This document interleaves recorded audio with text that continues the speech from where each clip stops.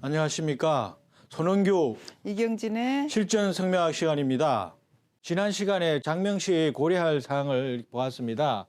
이번 시간에는 장명시에 그러면은 무엇이 중요한가를 장명시 고려할 사항으로서 한번 알아보도록 하겠습니다. 발음하는 어감이 이상하여 놀림이 될 수 있는 이름은 피해야 된다고 이렇게 나왔는데요. 이렇게 장명시 고려할 사항으로 1번으로 이렇게 나온 거는 발음하는 어감이 중요하다고 이렇게 나와 있는데요. 이걸 어떻게 보면은 제일 이렇게 중요합니다. 여기에 사례를 한번 보면은 중국이 청나라 때 거기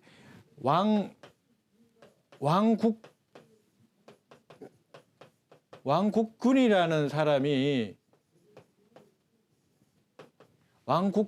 사람이 공부를 잘했었어요. 그래서 과거를 했는데 과거에서 아주 우수한 성적으로 이렇게 합격을 했는데 이 왕국균을 이렇게 이제 보고를 하면서 태우께 보고를 했는데 발음상으로 이렇게 망국군으로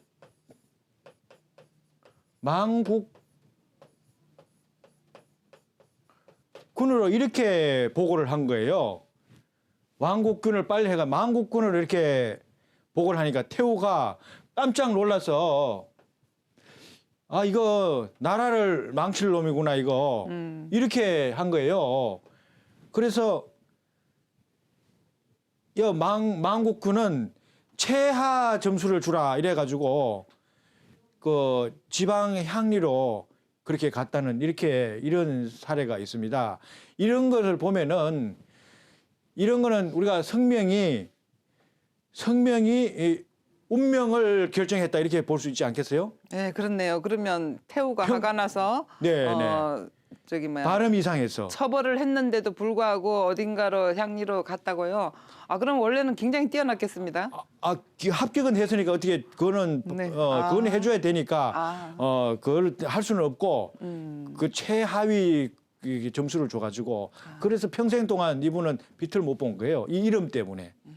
이렇게 이제 이런 사례도 있고요. 그래서 이름에는 발음이 참 중요합니다.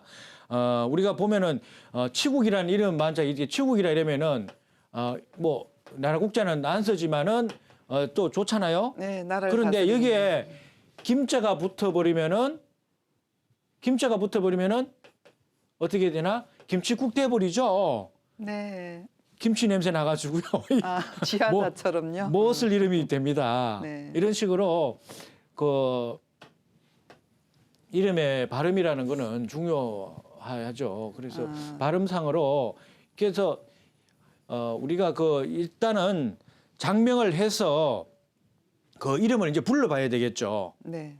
보통 우리가 한 3개 정도 이렇게 이름을 장명하잖아요. 네네. 그래서 그 중에서 자기가 이제 좋은 거를 이렇게 이름을 불러서 어떤 상이 연상되면 안 된다 그래요. 무슨 뭐 연상할 수 있는 거, 예, 네. 뭐 나쁜 어감을 준다든지, 네, 예, 그래서 항상 이렇게 불러보고 하는데 이 이름이 아주 그 발음이 제일 중요하다고 이렇게 볼 수 있고요. 두 번째는 이름은 인생의 모든 시기에 어울리는 이름이어야 된다는 겁니다. 요즘은 또 한글 이름을 많이 짓잖아요. 네. 그러다 보면은 그 발음하기 좋은 거, 네. 또 그래서 어린아이한테 잘 맞는 거. 예를 들면 뭐 김초롱이라든지 초롱 이름 좋잖아요. 어린애들한테는 초롱초롱하고. 그래서 이렇게 김초롱이 이렇게 지으면은 이런 애들이 만약에 성장해서 뭐 남자라 그러면 군에라도 가고 이렇게 하면은 놀림감이 되지 않겠어요? 네, 이래서 해서 귀여운데 그럴 수도 있겠네요. 네, 그렇습니다. 그래서 이름은 이렇게 인생의 미래까지 이렇게 내다보고 이렇게 지어야 된다 이런 내용이고요. 세 번째는 자녀의 서열에 맞는 한자를 사용해야 된다는 건데요. 첫째, 둘째 자녀에게 구분하여 서열에 맞는 한자를 사용한다는 거고요. 아이가 맞이라면 이렇게 장자나 선자, 태자, 동자 이런 넣어서 의미 글자를 썼고요. 차남에게는 또 이런 그 장남이 쓰는 이런 글자를 넣으면 안 되겠죠. 그렇게 되면은 동생이 첫째를 앞질러서 이렇게 또 자녀 간의 서열에 따른 적합한 한자를 써야 된다는 겁니다. 우리가 그 항상 말하지만은 공자님이 말씀하신 명정언순이라고 그 사람에 맞는 그런 이름을 지어야 된다는 거죠. 그래서 보면은 보통 보면 또 대자를 또 많이 쓰거든요. 대자를 네. 쓰면은 그 대자 같은 경우에도 맞이한테만 쓰거든요. 그래서 이런 사례는 우리가 많이 있죠. 보면 예, 주변에서. 저도 네. 한번 그 전에 봤을 때 그 둘째 남동생이 둘째 동생이 그 으뜸 원자를 썼어요.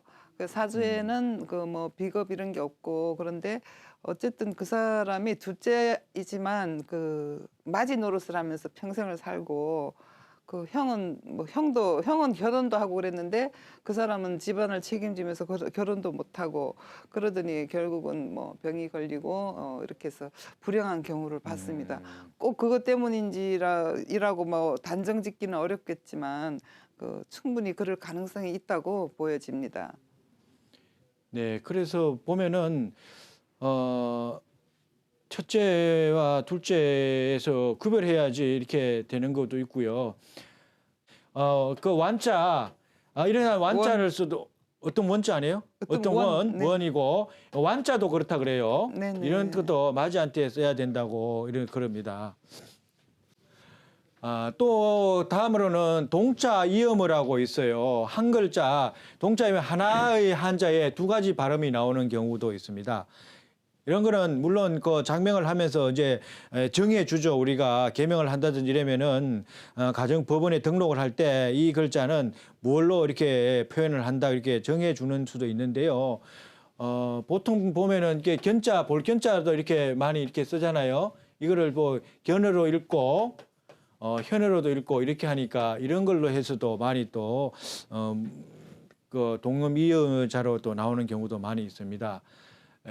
이런 것도 있고 뭐 시울 역자 우리가 또 자주 쓰잖아요. 역할 때 시울 이. 시울 이와 변할 역자 네. 이렇게 또 이런 글자든지 이렇게 우리가 그 혼동될 수 있는 글자는 가능하면은 사용하지 않는 게 좋겠죠. 네, 피할 수 네. 있으면 피하는 게 옳다고 생각합니다. 네.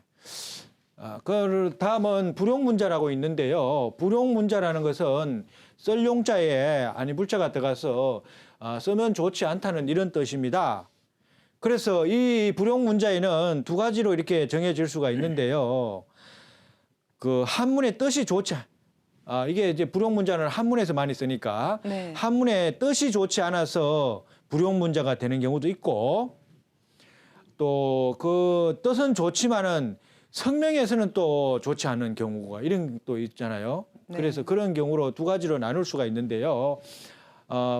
불용문자에는 처음에 불길한 의미, 짧다는 의미를 연상시킬 수 있는 글자는 피해야 좋다는 건데요.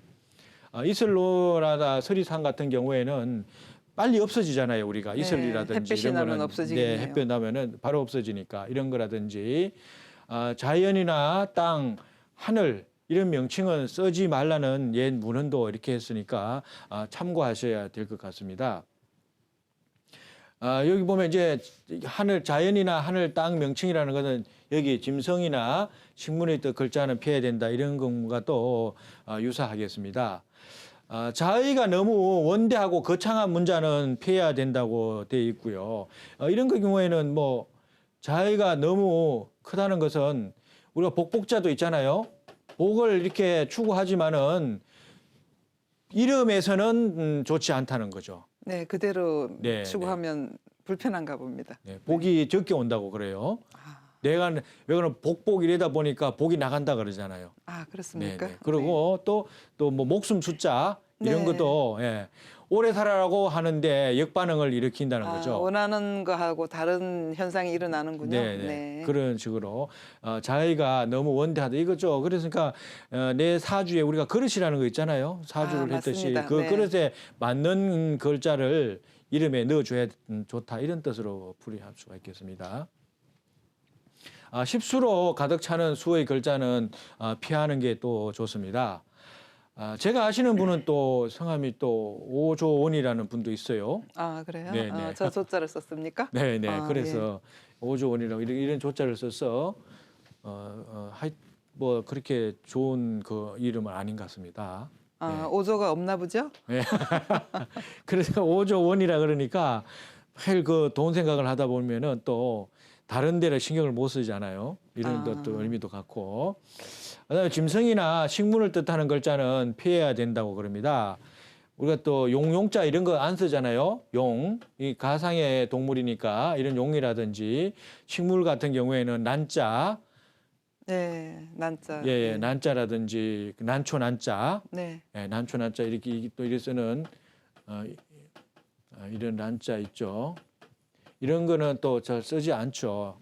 그래서 짐승이나 식물을 뜻하는 글자는 자연과 하늘, 땅의 명칭에 쓰지 말라는 이런 문헌도 있고요. 그렇습니다. 정신 세계의 높은 경지를 의미하는 글자는 피하는 게 좋다고 이렇게 되어 있습니다. 불교의 불자라든지 신을 의미하는 신자라든지 이게 존경한 뭐 존엄할 존자라든지 이런 글은 안 쓰는 게 좋다고 그럽니다. 또 뜻이 불길한 문자 또 있죠. 네. 뭐 예를 들면 죽을 사자라든지. 네, 많죠. 예, 예. 그것은 거의 안 쓸 것 같은데 사람들이 알아서요. 네, 그렇습니다. 예. 그래도 혹시나 또 쓰면 안 되고요. 이거 양쪽으로 갈라지는 글자 이런 것도 많죠. 근데 네. 보면은 보통 한자가 갈라지는 거는 또 어떻게 할 수가 없잖아요. 이름은 네. 세자니까. 네, 세자가 다 네. 그 갈라지는 경우에 네, 좀 이런 보기가 것도, 예. 뭐 좋지 않게 생각하는 사람들이 많은 것 같습니다. 이런 거 뭐 있겠습니까? 이렇게 보면은 네, 거기 뭐 성이 임씨, 예. 숯불 임씨에다가 임시, 그죠? 예, 예, 예. 그 글자로도 임씨. 되겠네요. 임호순도 되고 네. 또 뭐 임교순도, 임호순요. 네, 교순도 그러네요. 되고. 네, 갈라지는 임호순이라 글자들이 이렇게 많죠. 했다 그러면은 자, 이건 원리는 우리가 양이 좋습니까? 음이 좋습니까? 어렵습니다. 어렵습니까? 네. 그래서 이거는 주역에 이렇게 보면 이게 양이잖아요. 양이고 이런 식으로 양이고 이렇게 하면은 음은 갈라졌잖아요. 네. 음은 음침하잖아요. 또 그래서 그 음양에 뭐 특별히 구별할 거는 없지만은 네. 음은 이렇게 갈라졌잖아요. 그죠? 네. 그래서 모든 게 중간에서 다 없어진다, 갈라진다 이런 뜻으로 파산의 의미로 이렇게 해서 주역의 이런 개념에서도 음을 좀 안 좋게 이렇게 박아 쓰고 이렇게 갈라지는 이름에 특별히 이거는 강조해도 됩니다. 이거는 아주 안 좋은 이름입니다. 이렇게 파자로 갈라지는 봤을 거는. 때도 나쁘겠네요. 그렇습니다. 이렇게 이게 찢어져서 갈라지는 분리가 네, 되니까요. 네, 결합하지 네. 않고. 이렇게 네, 알겠습니다. 음양도 중요한 만큼 이렇게 분리하는 것만큼도 이렇게 중요하게 다뤄야 됩니다. 네, 꼭 참고하셔야 되고요. 천간지지에 해당하는 글자는 피한다고 이렇게 되어 있습니다. 10천간 12지지가 있죠. 10천간 12지지 같은 경우에는 영동이라 그래요. 영험한 기운이 동한다 그랬어요. 함부로 사용하지 말아야 한다고 이렇게 되어 있습니다. 그런데 이거 우리가 보면은 그 항렬자에는요. 네. 가불병으로 이렇게 나가는 것도 있어요. 있습니다. 네, 예. 네. 그래서 가능하면 일반 이름을 지을 때는 피하는 게 좋겠습니다. 사주의 일주에 따라 피해야 하는 글자가 있다는 거죠. 일주에 따라서요? 네, 예, 그렇습니다. 예. 예를 들면은 우리가 신유일주라 그러잖아요. 유라 그러면은 이게 충극하는 거. 네. 토끼 묘가 이렇게 묘의 충이 있죠. 예. 그리고 또 뭐 이런 묘자. 네. 묘 같은 경우에도 묘니까 쌍묘, 예. 묘도 묘 발음 나잖아요. 네, 발음이 같으면 네네네 다 발음이 그렇게, 같이 예. 나는 거. 예. 뭐 축자 같은 경우에는 신축생이다 이럴 때는 네. 신축일주라 그러면은 축과 또 이렇게 충되는 거. 네. 아름다운 미자 쓰면 안 되겠죠. 네네. 미라 충미충이니까 네. 만 미자 써도 안 되고요. 미 되고 안일 미자 쓰고 이게 다 미가 이게 발음상으로 네, 이렇게 그렇군요. 충되면은 못 쓴다는 이런 겁니다. 네. 그럼 연주는 상관이 없습니까? 띠와는 상관이 없습니까? 일주 기준이라고 그럽니다. 일주 기준. 일주만요? 네, 네, 네. 네. 자, 다음으로는 그 이름에 사용하면 불운한 의미를 가지는 한자가 있습니다. 아홉 구자라든지 아홉 구자를 쓰면은 종말의 의미가 있다는 거죠. 그러면 아홉 구자는 꽉 찬 숫자잖아요, 그죠? 네, 예. 네. 완성에 이르기 전에 완전히 끝까지 간 수가 되겠죠. 끝까지 가면은 다음에는 이제 내려올 수밖에 없잖아요. 네. 그래서 이렇게 완성의 숫자는 쓰지 않고요. 다할 극자, 부모님이 없고 가난하다 그래요. 뭐 예를 들면은 우리가 이름이 이렇게 성과 이렇게 있으면은 이게 본인으로 많이 치거든요. 네. 이거는 위에 사람, 아래 사람 이렇게 쭉 이게 본인으로 치는데 만약에 뭐 정극인,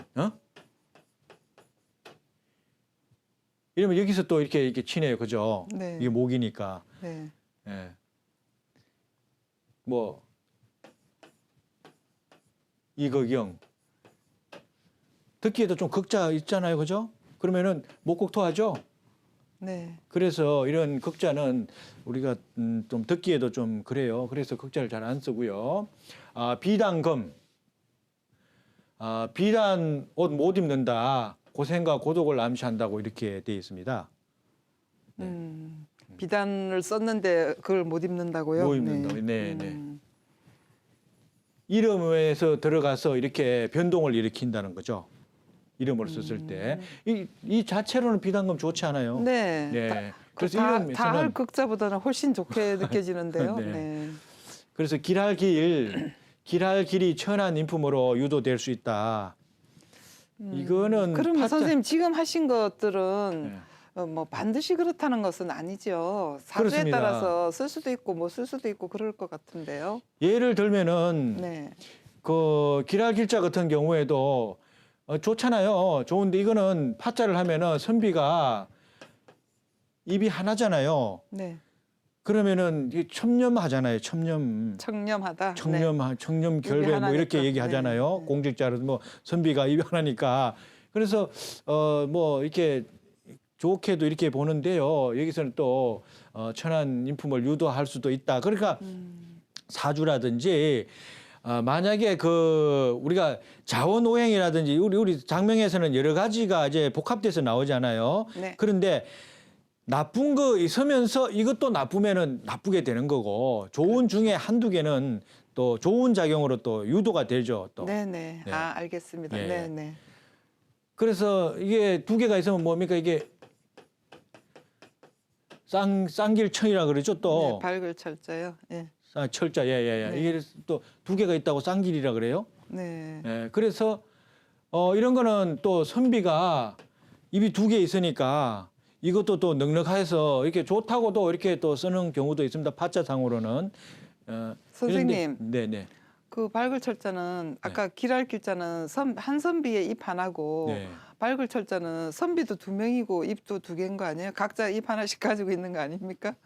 그렇게도 볼 수 있고요. 네. 또 강조해서 강조해서 또 그렇게도 한 볼 사람이 수- 두 개를 가지고 있다 이렇게도 볼 수가 있고요. 예, 알겠습니다. 한 글자에 두 개 있으니까. 네. 그리고요.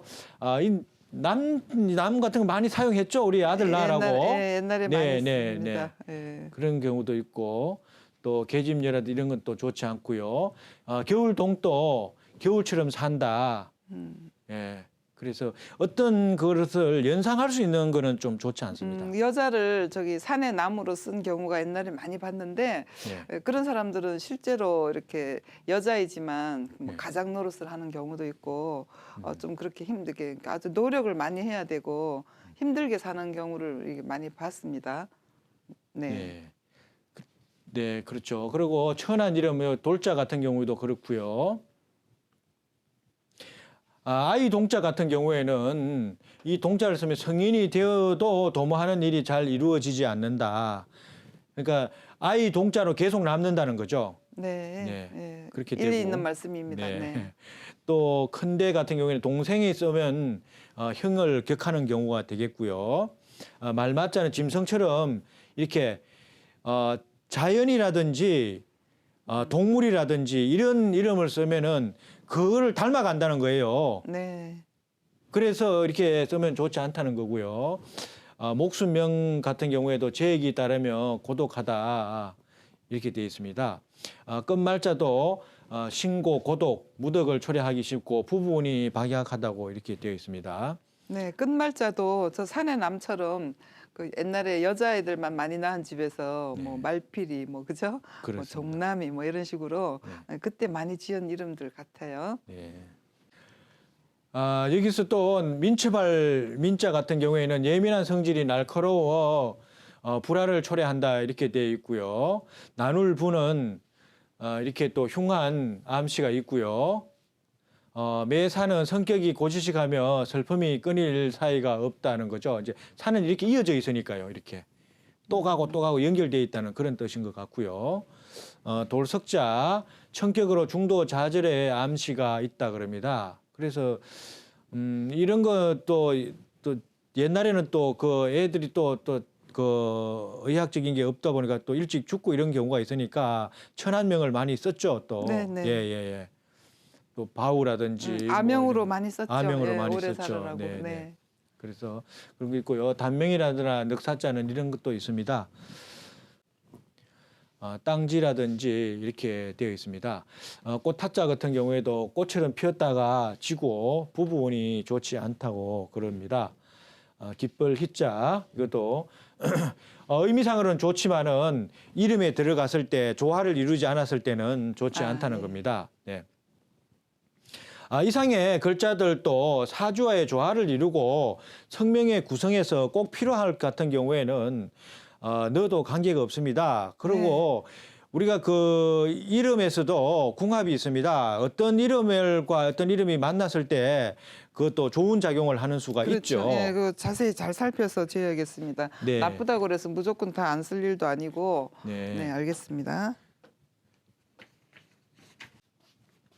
자, 우리가 이제 항렬자를 또 이렇게 했는데요. 항렬자는 요즘 많이 쓰지는 않죠. 네. 항렬이라는 것은 같은 데에 태어난 사람들이 똑같은 글자를 쓰는 것을 항렬자라 그러는데요.